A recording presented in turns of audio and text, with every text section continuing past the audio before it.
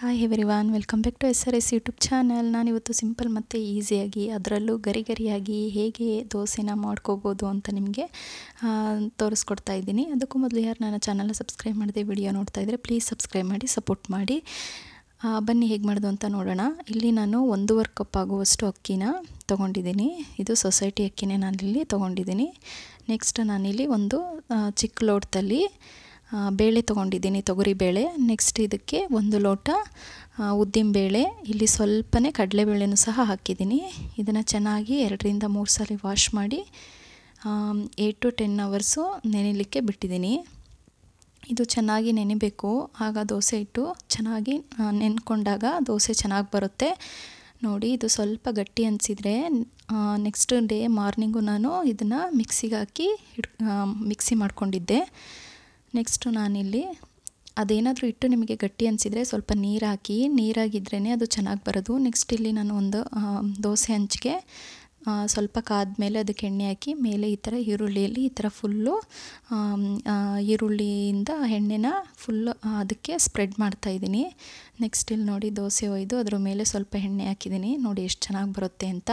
ನಾವು ಒಂದು ಸಲ ಎಣ್ಣೆ ಹಾಕಿ ಈರುಳ್ಳಿಯಿಂದ ಹಂಚಿಗೆಲ್ಲನೂ ಈರುಳ್ಳಿಯಲ್ಲೇ ಎಣ್ಣೆನ ಸ್ಪ್ರೆಡ್ ಮಾಡಿರ್ತೀವಲ್ವ, ಪದೇ ಪದೇ ಎಣ್ಣೆ ಹಾಕಕ್ಕೆ ಹೋಗಬೇಡಿ. ಒಂದು ಸಲ ಎಣ್ಣೆ ಹಾಕಿದ್ರೇ ಸಾಕು. ಈರುಳ್ಳಿಯಿಂದ ಹಂಚಿಗೆ ಸ್ವಲ್ಪ ಈರುಳ್ಳಿಯಿಂದ ಸವರಿ ದೋಸೆ ಹೋಗಿದ್ರೆ ಚೆನ್ನಾಗಿ ಬರುತ್ತೆ. ನೆಕ್ಸ್ಟ್ ನಾನಿಲ್ಲಿ ಆಲೂಗಡ್ಡೆ ಪಲ್ಯನೂ ಸಹ ಆ್ಯಡ್ ಮಾಡಿದ್ದೀನಿ.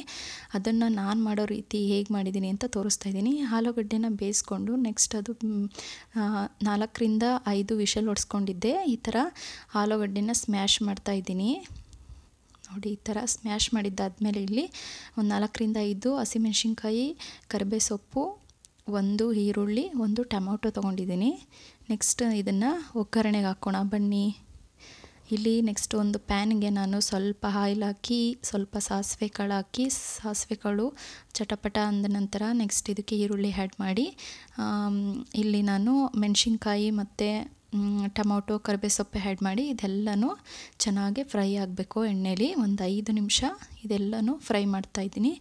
ನೆಕ್ಸ್ಟ್ ನಾನು ಈ ಕಡೆ ಆಲೂಗಡ್ಡೆ ಸ್ಮ್ಯಾಶ್ ಮಾಡಿ ಇಟ್ಕೊಂಡಿದ್ದೆ ಅಲ್ವಾ, ಅದನ್ನು ಸಹ ಆ್ಯಡ್ ಮಾಡಿ ಈ ಥರ ಎಲ್ಲನೂ ಮಿಕ್ಸ್ ಮಾಡ್ತಾಯಿದ್ದೀನಿ. ನೋಡಿ, ಈ ಥರ ಎಲ್ಲನೂ ಚೆನ್ನಾಗಿ ನೀಟಾಗಿ ಮಿಕ್ಸ್ ಮಾಡ್ತಾಯಿದ್ದೀನಿ. ನೆಕ್ಸ್ಟ್ ಇದು ಸ್ವಲ್ಪ ಗಟ್ಟಿಯಾಗಿದೆ ಅಲ್ವಾ, ಅದಕ್ಕೆ ಸ್ವಲ್ಪ ನೀರು ಆ್ಯಡ್ ಮಾಡಿ ಮತ್ತೆ ಮಿಕ್ಸ್ ಮಾಡ್ತಾಯಿದ್ದೀನಿ. ದೋಸೆ ಗರಿಯಾಗಿ ಬರಬೇಕು ಅಂದರೆ ಈ ಟಿಪ್ಸ್ನ ನೀವು ಫಾಲೋ ಮಾಡಿ. ತೊಗರಿಬೇಳೆ ಆ್ಯಡ್ ಮಾಡಿ, ಓಕೆನಾ? ದೋಸೆ ತುಂಬ ಚೆನ್ನಾಗಿ ಬರುತ್ತೆ. ನೆಕ್ಸ್ಟ್ ಇದಕ್ಕೆ ನಾನು ಸ್ವಲ್ಪ ಅರಿಶಿನ ಪುಡಿ, ಸ್ವಲ್ಪ ಉಪ್ಪು ಸೇರಿಸಿದ್ದು ನೋಡಿ ರೆಡಿಯಾಗಿದೆ. ಎಷ್ಟು ಚೆನ್ನಾಗಿ ಬಂದಿದೆ ಆಲೂಗಡ್ಡೆ ಪಲ್ಯ ಅಂತ. ನೆಕ್ಸ್ಟು ಇದ್ರ ಮೇಲೆ ಸ್ವಲ್ಪ ಕೊತ್ತಂಬರಿ ಸೊಪ್ಪನ್ನ ಆ್ಯಡ್ ಮಾಡ್ತಾಯಿದ್ದೀನಿ. ದೋಸೆಗೆ ಆಲೂಗಡ್ಡೆ ಪಲ್ಯನೇ ತುಂಬ ರುಚಿಯಾಗಿರುತ್ತೆ. ಅದರಲ್ಲೂ ಗರಿ ದೋಸೆ ಬರಬೇಕು ಅಂದರೆ ಈ ಟ್ರಿಕ್ಸ್ನ ಫಾಲೋ ಮಾಡಿ. Thank you.